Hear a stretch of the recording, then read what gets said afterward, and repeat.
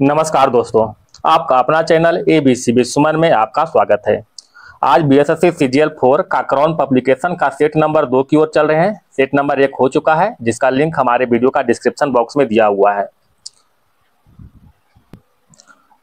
आप अगर इसका फुल सेट का PDF चाहते हैं दोस्तों, तो हमारे टेलीग्राम चैनल से अवश्य जुड़े। वहां पर आपको फुल सेट का PDF 150 नंबर का प्राप्त होगा।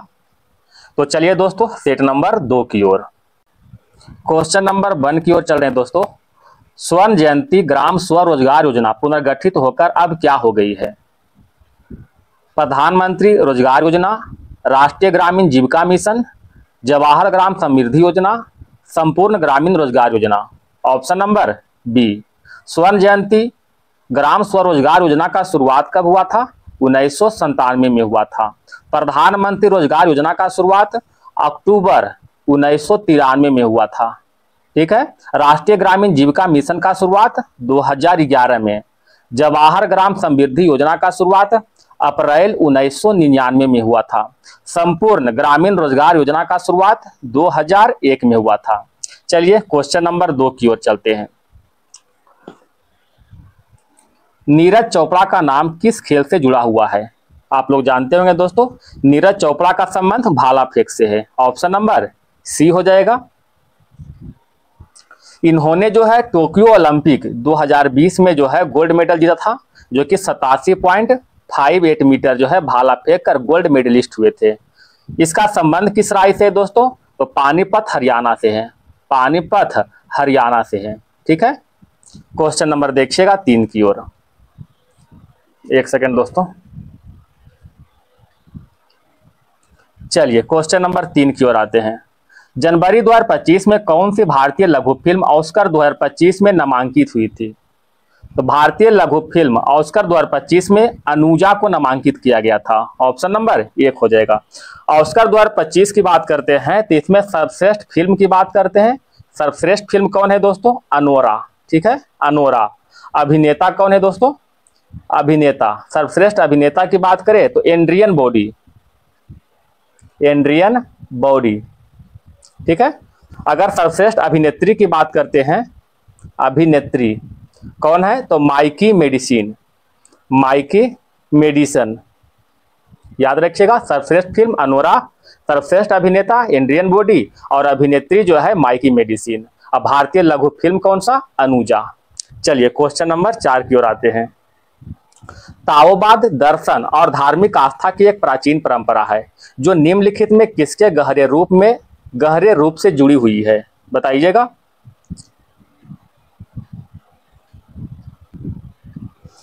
ऑप्शन नंबर बी, चीन प्रथा और विश्व दृष्टि।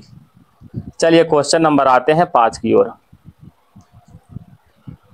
बंगाल का प्रथम गवर्नर जनरल कौन थे? कहता बंगाल का प्रथम governor general Warren Hastings. Option number C हो जाएगा। चलिए कुछ देखते हैं दोस्तों तथ्य की ओर। बताइएगा, भारत का प्रथम गवर्नर जनरल कौन था? तो लॉर्ड विलियम बेंटिक। ठीक है, भारत का प्रथम governor general Lord William Bentinck हो जाएगा। भारत का प्रथम वाइसराय कौन था दोस्तों? Lord Canning. ठीक है, लॉर्ड कैनिंग। भारत का अंतिम वाइसराय कौन था? तो लॉर्ड माउंटबेटन। स्वतंत्र भारत के प्रथम गवर्नर जनरल कौन थे? Lord Mountbatten. स्वतंत्र भारत के प्रथम भारतीय गवर्नर जनरल कौन थे? तो सी राजगोपालाचारी। चलिए क्वेश्चन नंबर आते हैं 6 की ओर। आप लोग इसको देख लीजिएगा PDF में भी। ठीक है, PDF में सब मिल जाएगा आप लोग को। चलिए क्वेश्चन नंबर 6 की ओर। निम्नलिखित में से किस देश में से अमेजन नदी बहती है? अमेजन नदी ब्राजील से बहता है। ऑप्शन नंबर सी हो जाएगा। अमेजन नदी की बात करते हैं तो यह विश्व का सबसे चौड़ी नदी है। इसका लंबाई की बात करते हैं तो लंबाई जो है लगभग 6400 किलोमीटर है दोस्तों। ठीक है, 6400 किलोमीटर। विश्व का सबसे लंबी नदी कौन सा है? नील नदी। इसका लंबाई कितना है दोस्तों? तो लंबाई जो है 6650 किलोमीटर लगभग इसका लंबाई है। अमेजन नदी को जो है, अमेजन नदी को ब्राजील वासी रिवर सी के नाम से जानते हैं। रिवर सी के नाम से जानते हैं। चलिए क्वेश्चन नंबर 7 की ओर चलते हैं। दोस्तों अगर वीडियो पसंद आ रहा है तो प्लीज लाइक और सब्सक्राइब जरूर कीजिएगा। आपका एक लाइक, एक सपोर्ट मेरे लिए बहुत ही महत्वपूर्ण रखता है दोस्तों, इसलिए प्लीज लाइक और सपोर्ट जरूर करें। सह्याद्री पर्वत श्रृंखला का अन्य नाम क्या है? सह्याद्री पर्वत श्रृंखला का अन्य नाम पश्चिमी घाट है। Option number C. खाद्य एवं कृषि संगठन का मुख्यालय कहाँ स्थित दोस्तों? रोम। ऑप्शन नंबर 1 हो जाएगा। खाद्य एवं कृषि संगठन का मुख्यालय जो है रोम स्थित है। चलिए बताइएगा दोस्तों, यूनेस्को का मुख्यालय कहाँ स्थित है? पेरिस में। यूनेस्को का मुख्यालय पेरिस में। नाटो का मुख्यालय कहाँ स्थित है? ब्रुसेल्स में। ब्रुसेल्स में। यूनिसेफ का मुख्यालय न्यूयॉर्क में। ठीक है। यूनिसेफ का अच्छा WTO का मुख्यालय कहाँ है? जेनेवा। सार्क का मुख्यालय दोस्तों काठमांडू। सार्क का मुख्यालय काठमांडू। सार्क का स्थापना कब हुआ था? 1945 में। IMF का मुख्यालय कहाँ स्थित है? Washington DC। वाशिंगटन DC, याद रखिएगा। चलिए आगे बढ़ते हैं। अच्छा, खाद्य एवं कृषि संगठन की स्थापना कब हुआ था दोस्तों? अक्टूबर 1945 में इसका स्थापना हुआ था। क्वेश्चन नंबर 9 की ओर। प्रतिमाओं के जुलूस के द्वारा सामाजिक बुराइयों का प्रत्यक्ष सामना करने और उसके षड्यंत्र कार्यों की आलोचना करने के लिए मारबातों और बदग्यासों का त्योहार मनाया जाता है। बताइएगा कहां मनाया जाता है? नागपुर में। ऑप्शन नंबर C, नागपुर में मनाया जाता है। क्वेश्चन नंबर देखिएगा 10 की ओर। नंदा देवी चोटी अवस्थित है। नंदा देवी चोटी जो है उत्तराखंड में स्थित है। ऑप्शन नंबर C हो जाएगा। क्वेश्चन नंबर 11 की ओर चले। डच ईस्ट इंडिया कंपनी ने किस वर्ष पटना में अपना कारखाना को स्थापना किया था? डच ईस्ट इंडिया कंपनी ने 1632 में पटना में कारखाना को स्थापना किया था। बताइएगा दोस्तों, पुर्तगाली ईस्ट इंडिया कंपनी की स्थापना कब हुआ था? 1498 में। 1498 में। अंग्रेजी ईस्ट इंडिया कंपनी की स्थापना 1600 में हुआ था। चलिए इसी पर एक क्वेश्चन और बताइएगा कि जिस समय अंग्रेजी ईस्ट इंडिया कंपनी का गठन हुआ था 1600 में, उस समय भारत में किसका शासक था? तो शासन जो था अकबर का था। ठीक है, अकबर का शासन था। डेनिश ईस्ट इंडिया कंपनी का गठन कब हुआ था? 1616 में। और फ्रांसीसी ईस्ट इंडिया कंपनी का गठन 1664 में हुआ था। चलिए क्वेश्चन नंबर आते हैं 12 की ओर। निम्नलिखित में कौन सा देश इच्छा मृत्यु को कानूनी बनाने वाला विश्व का पहला देश बना है? आप लोग जानते होंगे शायद, नीदरलैंड। ऑप्शन नंबर B हो जाएगा। निम्नलिखित में किस देश ने यूरो कप 2024 फुटबॉल का खिताब जीता है? यूरो कप 2024 स्पेन ने जीता है। Option number D। किसको हरा करके? तो इंग्लैंड को हरा करके। ठीक है, क्वेश्चन नंबर बढ़ते हैं 14 की ओर। शिव कुमार शर्मा किसके प्रसिद्ध वादक थे? शिव कुमार शर्मा संतूर वादक थे। Option number C। चलिए कुछ सितार वादक देख लेते हैं दोस्तों। तो सितार वादक देखिएगा, पंडित रविशंकर, उस्ताद बिस्मिल्लाह खां और निखिल बनर्जी, ये सभी का संबंध किससे है? सितार से है। कुछ बांसुरी वादक देखते हैं दोस्तों। तो पंडित हरिप्रसाद चौरसिया, पन्नालाल घोष और रोनू मजूमदार। ठीक है, ये तीनों का संबंध किससे है? बांसुरी वादक से है। जाकिर हुसैन, अल्लाह रखा और किशन महाराज, ये सभी का संबंध किससे है दोस्तों? तबला वादक हैं। चलिए क्वेश्चन नंबर 15 की ओर आते हैं। निम्नलिखित में ब्लेड रनर के नाम से कौन जाना जाता है? ब्लेड रनर के नाम से ऑस्कर कार्ल पिस्टोरियस को जानते हैं। ऑस्कर कार्ल पिस्टोरियस को। गृह मंत्रालय द्वारा संचालित FCRA का विस्तृत रूप क्या है? FCRA foreign contribution regulation act. Option number B।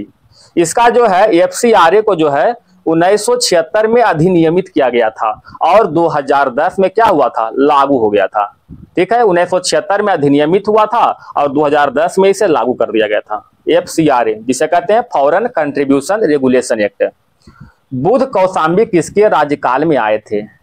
Buddha Kaushambi जो है उदयन के राज्यकाल में आए थे। ऑप्शन नंबर B हो जाएगा। बताइएगा दोस्तों, बुद्ध का प्रथम उपदेश, बुद्ध का प्रथम उपदेश, अच्छा प्रथम उपदेश कहां दिए थे? सारनाथ में। ठीक है, सारनाथ में जो है प्रथम उपदेश दिए थे, जिसे धर्म चक्र प्रवर्तन के नाम से जानते हैं। और सर्वाधिक उपदेश जो है श्रावस्ती में दिए थे। ठीक है, सर्वाधिक उपदेश कहां दिया था? श्रावस्ती में। बुद्ध का जन्म का प्रतीक क्या है? कमल और साढ़, साढ़ जिसे हम लोग बैल भी कर सकते हैं। चलिए क्वेश्चन नंबर आते हैं 18। विश्व का सबसे ऊंचा कहा जाने वाला विश्व शांति स्तूप बिहार में कहां स्थित है? बिहार में कहां स्थित है? राजगीर में। Option number C। जिसके ग्रंथ में चंद्रगुप्त मौर्य का विशिष्ट रूप से वर्णन हुआ है, वह है विशाखदत्त हो जाएगा। Option number C। विशाखदत्त ने किसकी रचना किया था? मुद्रा राक्षस की रचना किया था। मुद्रा राक्षस। इसी में जो है चंद्रगुप्त मौर्य के बारे में विशिष्ट रूप से वर्णन किया गया था। चंद्रगुप्त मौर्य की बात करते हैं दोस्तों, तो इनका शासनकाल जो है 321 बीसी से 297 बीसी तक हुआ था। चंद्रगुप्त मौर्य ने जो है नंद वंश को पराजित करके और मौर्य साम्राज्य की स्थापना किया था। इन्होंने जो है, अच्छा, चंद्रगुप्त मौर्य के प्रधानमंत्री कौन थे? इसका प्रधानमंत्री कौटिल्य थे। कौटिल्य, चंद्रगुप्त मौर्य के प्रधानमंत्री कौटिल्य था। चंद्रगुप्त मौर्य का मृत्यु कहां हुआ था दोस्तों? सरबन बेलगोला, सरबन बेलगोला जो कि कर्नाटक में पड़ता है। इनको मृत्यु जो है संथरा विधि के द्वारा हुआ था, या फिर संलेखन विधि के द्वारा, संलेखना विधि के द्वारा या फिर संथरा विधि के द्वारा सरबन बेलगोला कर्नाटक में इसको मृत्यु हुआ था। बताइए संलेखन विधि या फिर संथरा विधि क्या है दोस्तों? तो भूखे रह करके जो है अपना प्राण को त्याग देना। चलिए क्वेश्चन नंबर आते हैं 20 की ओर। दिल्ली के लाल किले में मोती मस्जिद का निर्माण किसने किया था? मोती मस्जिद का निर्माण जो है औरंगजेब ने किया था। ऑप्शन नंबर डी हो जाएगा। चलिए बताइएगा दोस्तों, बीबी का मकबरा का निर्माण किसने किया था?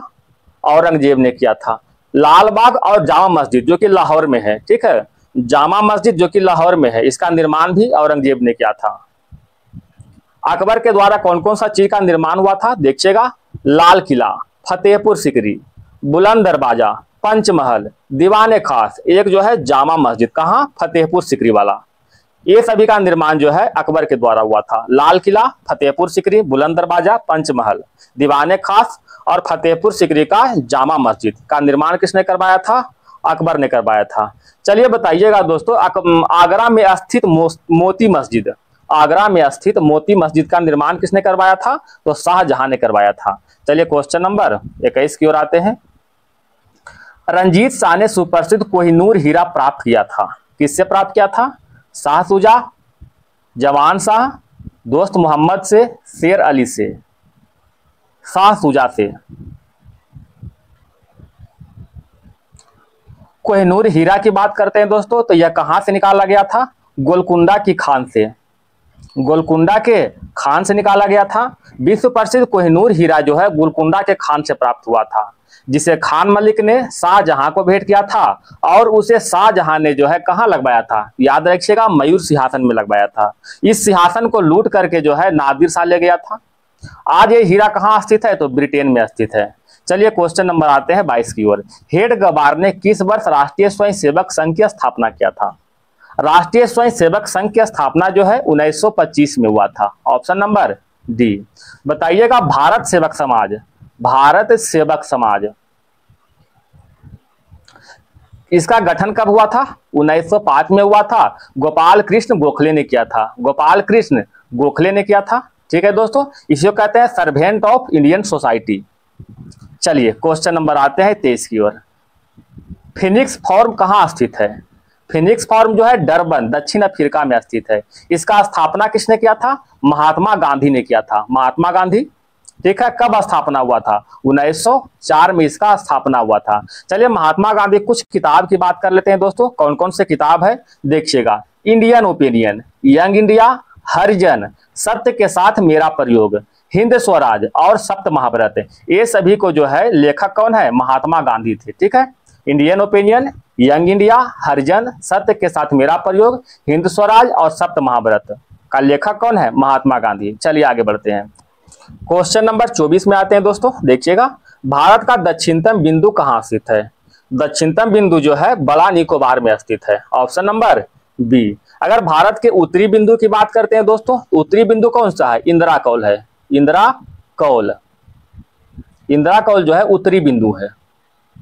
ये कहां स्थित है?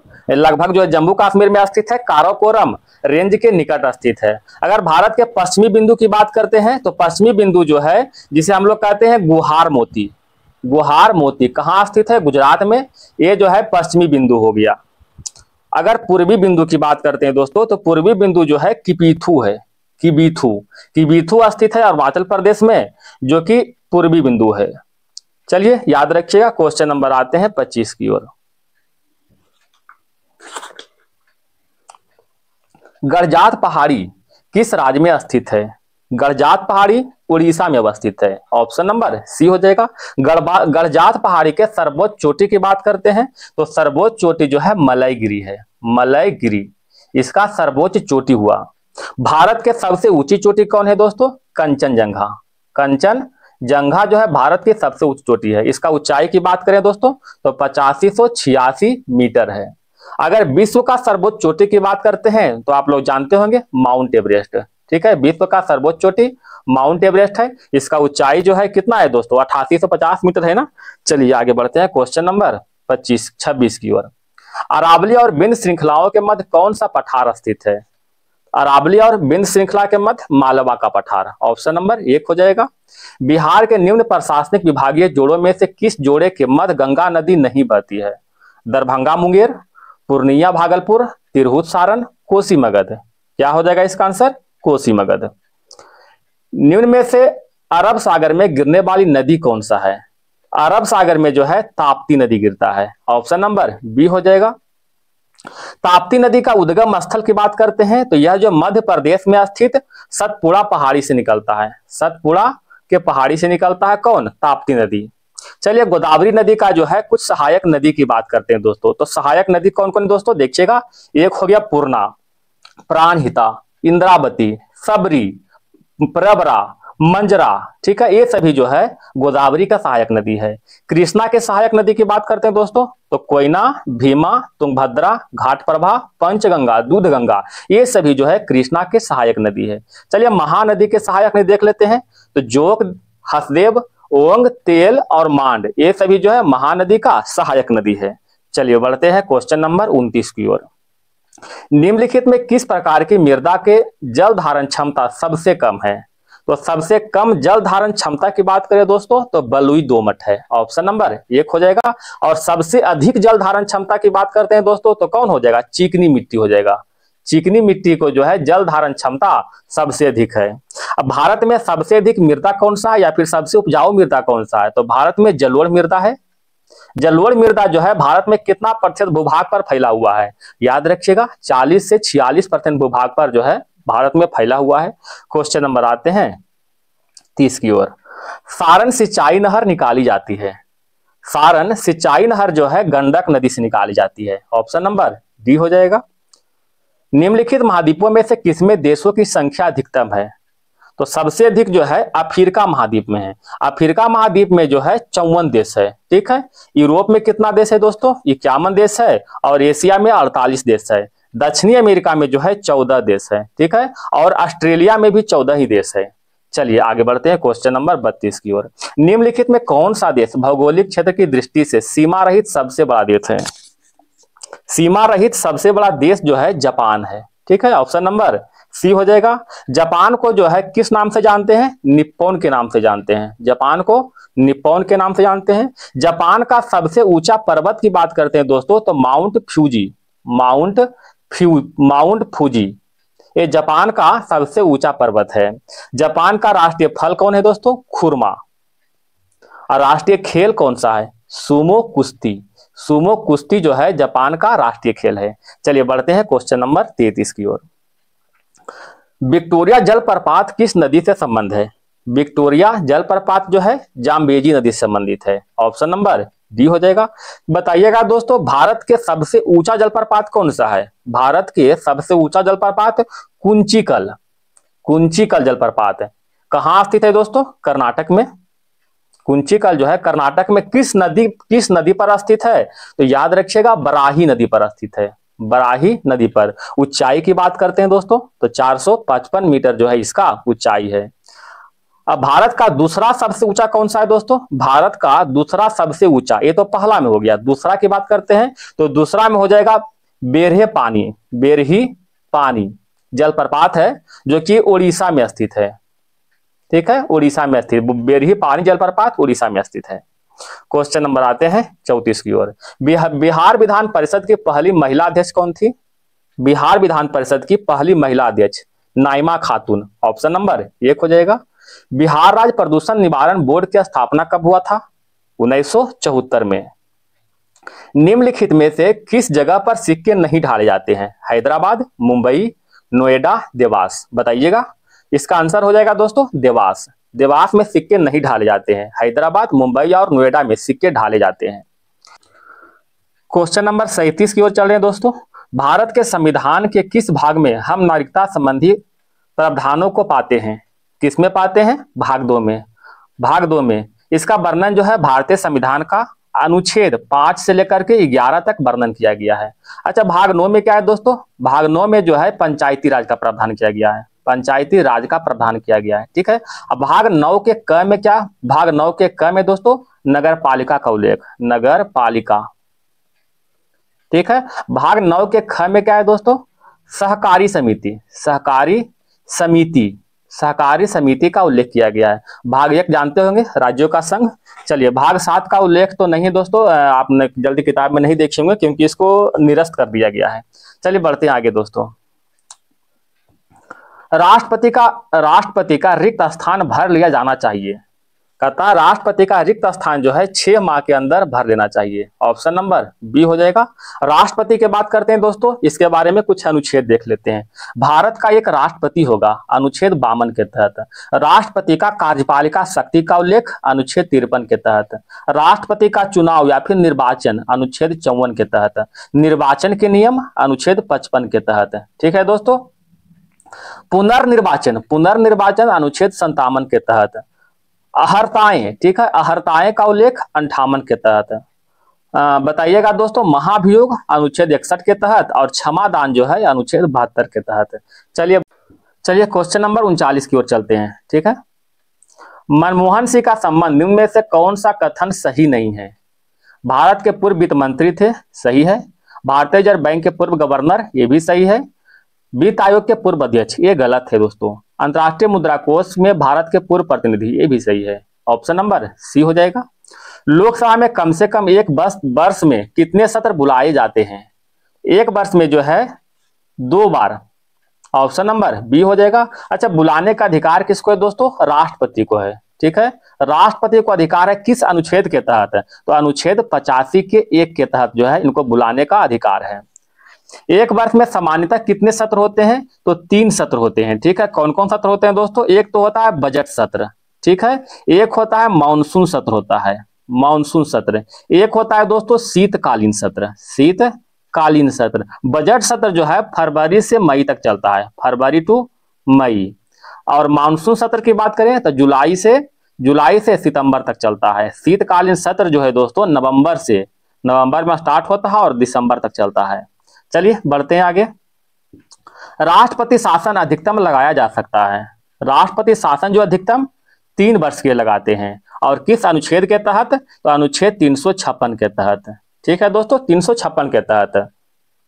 भारत में जो है 3 तरह के जो है आपातकाल लगते हैं, ठीक है। एक जो है अनुच्छेद 352 के तहत, 352 के तहत जो है राष्ट्रीय आपात लगता है। एक 356 के तहत राष्ट्रपति शासन, ठीक है। और एक 360 के तहत जो है वित्तीय आपात लगता है, ठीक है दोस्तों। वित्तीय आपात का प्रयोग भारत में एक बार भी नहीं हुआ है। अच्छा, राष्ट्रपति शासन जो है सर्वप्रथम कहां लगाया गया दोस्तों? तो 1951 में लगाया गया था, पंजाब में, ठीक है। 1951 में पंजाब में लगाया गया था। चलिए क्वेश्चन नंबर आते हैं 42 की ओर। विश्व अंगदान दिवस किस दिन मनाया जाता है? विश्व अंगदान दिवस 13 अगस्त को मनाते हैं। Option number D. कुछ दिवस देख लेते हैं दोस्तों, जैसे में देखिएगा, हिरोशिमा दिवस 6 अगस्त को मनाते हैं। भाला फेंक दिवस 7 अगस्त को। अंतर्राष्ट्रीय युवा दिवस 12 अगस्त को मनाते हैं, ठीक है। विभाजन विभीषिका स्मृति दिवस 14 अगस्त को मनाते हैं। विभाजन विभीषिका स्मृति दिवस 14 अगस्त को। सद्भावना दिवस जो है 20 अगस्त को मनाते हैं। अंतर्राष्ट्रीय अंतरिक्ष दिवस, अंतर्राष्ट्रीय नहीं दोस्तों, यह है राष्ट्रीय अंतरिक्ष दिवस, राष्ट्रीय अंतरिक्ष दिवस 23 अगस्त को मनाते हैं। 23 अगस्त को राष्ट्रीय अंतरिक्ष दिवस। सुशासन दिवस 25 दिसंबर को मनाते हैं। मैत्री दिवस जो है 6 दिसंबर को मनाते हैं। वीर बाल दिवस 26 दिसंबर को।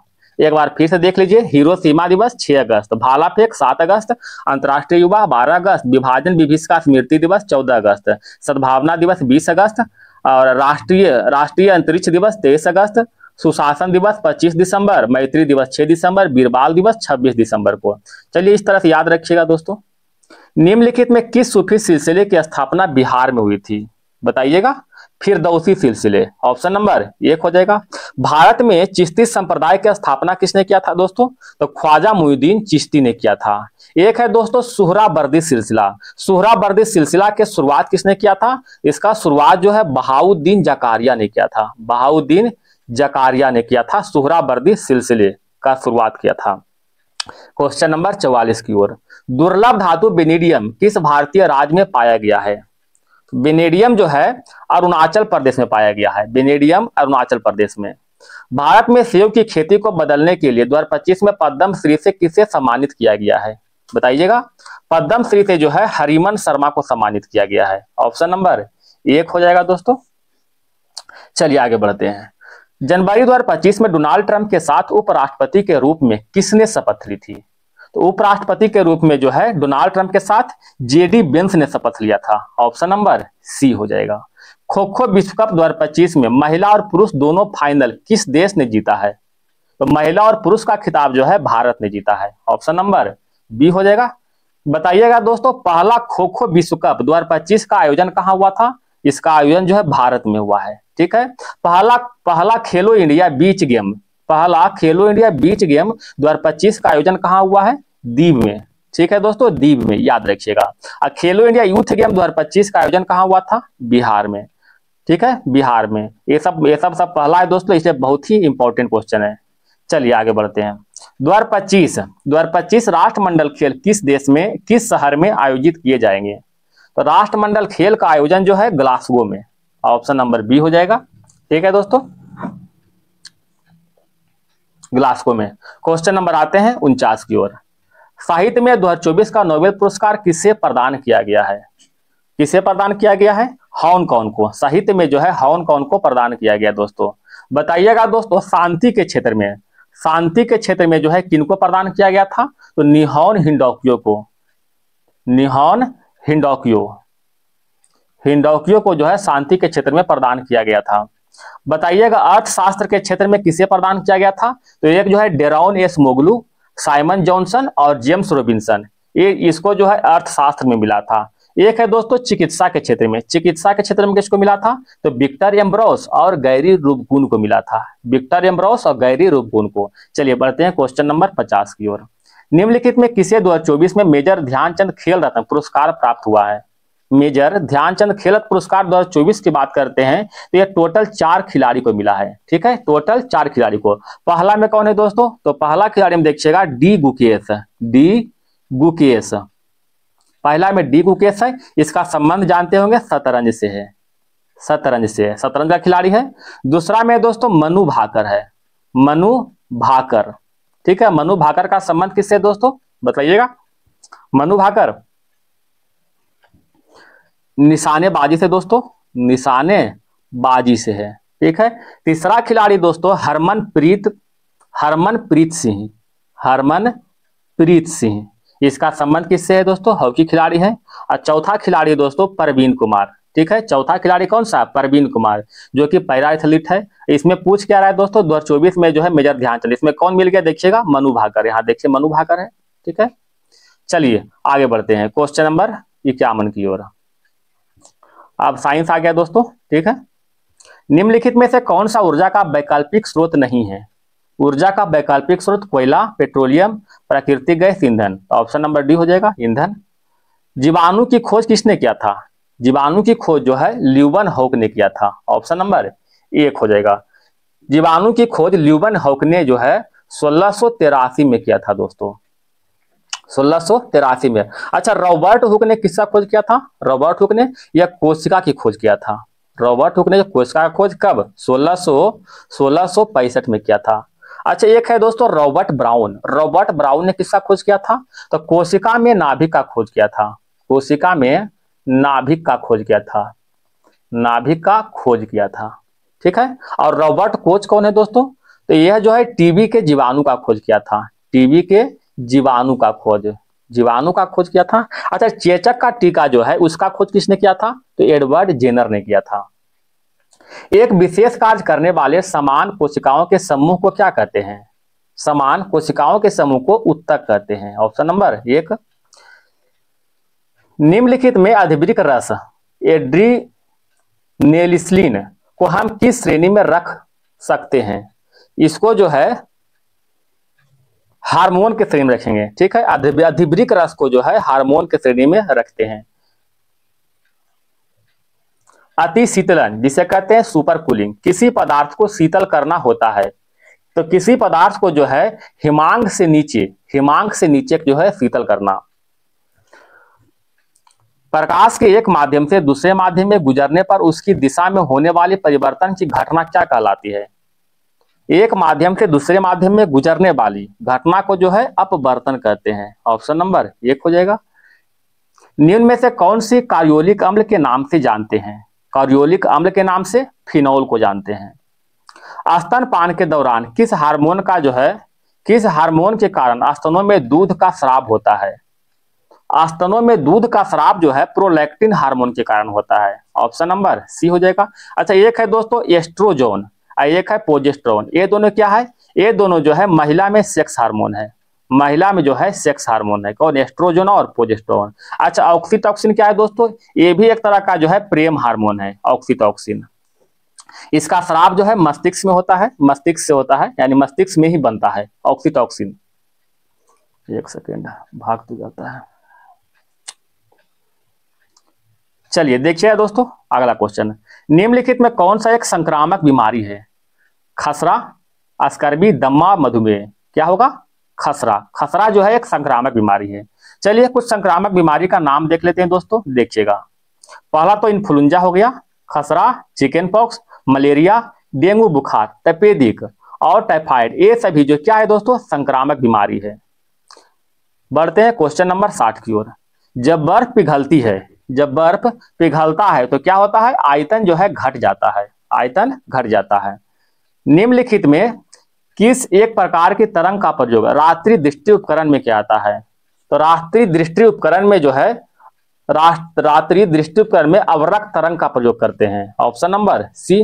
अवरक्त तरंग किस प्रकार का तरंग है? तो याद रखिएगा विद्युत चुंबकीय तरंग है, विद्युत चुंबकीय तरंग है, चुंबकीय तरंग है। चलिए बढ़ते हैं क्वेश्चन नंबर 62 की ओर। निम्नलिखित में कौन सा अर्धचालक है? तो अर्धचालक में प्लास्टिक, एल्युमिनियम, लकड़ी, जर्मेनियम। तो क्या होगा? जर्मेनियम जो है एक अर्धचालक है। बढ़ते हैं दोस्तों आगे क्वेश्चन। किसी विघटन नाभिक तत्व अर्ध आयु 5 वर्ष की है, ठीक है। तो 20 वर्ष बाद जो है विघटन नाभिक का जो अंश बचता है वह है। तो क्या है दोस्तों? कहता अर्ध आयुकाल जो है, अर्ध आयुकाल 5 साल है। अर्ध आयुकाल मतलब समझ रहे हैं, मतलब अगर कोई एक है तो इसको आधा होने में 5 साल लग जाता है, ठीक है। 5 साल लग गया, फिर 1/2 से आधा कितना हो जाएगा? 1/4, फिर 5 साल लग गया। 1/4 का आधा 1/8, फिर 5 साल लगेगा। 1/8 के आधा 1/16, फिर 5 साल लग जाएगा, ठीक है। तो 5, 10, 15, 20 साल में पूछ रहा है दोस्तों, आप देख रहे होंगे। तो 20 साल में कितना हो गया? 1/16। ऑप्शन नंबर डी हो जाएगा। चलिए क्वेश्चन नंबर आते हैं 65 नहीं दोस्तों 64 की ओर। एथिल अल्कोहल में निम्न को मिलाकर पीने से अयोग्य बनाया जाता है। किसको मिलाकर पीते हैं? तो मेथेनॉल और पीरेडीन को, मेथेनॉल और पीरेडीन को मिला देंगे तो यह पीने योग्य बन जाता है।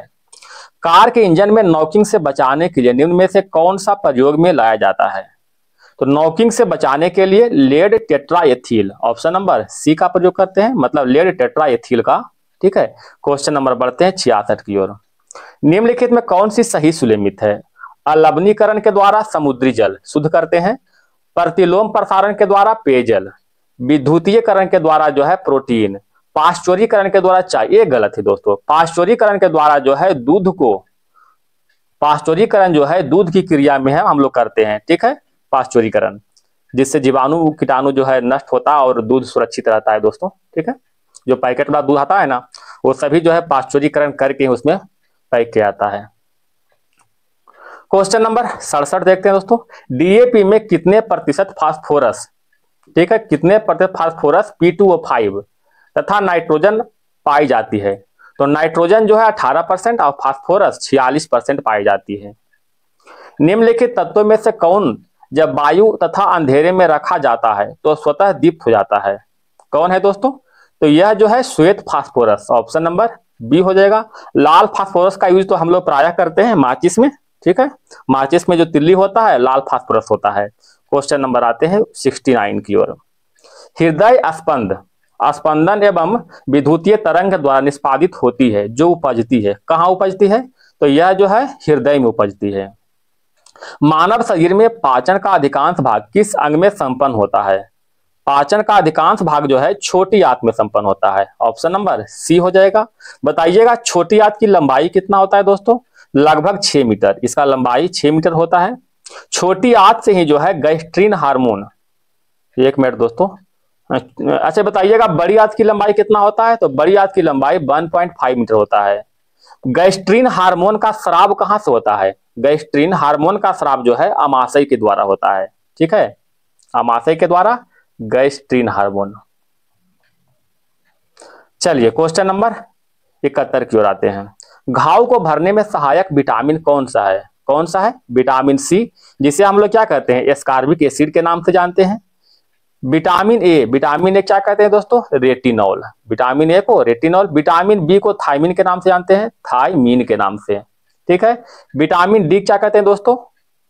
विटामिन डी को कैल्सीफेरॉल कहते हैं, कैल्सीफेरॉल। ठीक है, चलिए बढ़ते हैं क्वेश्चन नंबर 72 की ओर। हमारे शरीर में त्वचा तल के नीचे विद्यमान वसा निम्नलिखित के विरुद्ध अवरोधक का काम करता है। किसके अवरोधक का? तो शरीर के ऊष्मा क्षय के अवरोधक का काम करता है। निम्नलिखित में कौन सा पादप हार्मोन है? पादप हार्मोन कौन सा है बताइएगा? इंसुलिन, थायरोक्सिन, एंड्रोजन और साइटोकाइनिन। इसमें से जो है साइटोकाइनिन क्या है? पादप हार्मोन है। ठीक है, साइटोकाइनिन क्या करता है? सेल को विभाजन करता है। चलिए क्वेश्चन नंबर लास्ट 74 की ओर देखते हैं दोस्तों। डेंगू बुखार में मानव शरीर में निम्नलिखित में किसकी कमी होती है? किसकी कमी होती है? तो प्लेटलेट्स की मात्रा की कमी होता है। ऑप्शन नंबर 1 हो जाएगा। क्वेश्चन खत्म हो गया दोस्तों। अगर वीडियो पसंद आया है तो वीडियो को लाइक और सब्सक्राइब जरूर करें और आप इसका फुल सेट जरूर लगाइएगा। ठीक है, आपको पीडीएफ प्राप्त हो जाएगा। धन्यवाद दोस्तों, हंसते रहें, मुस्कुराते रहें।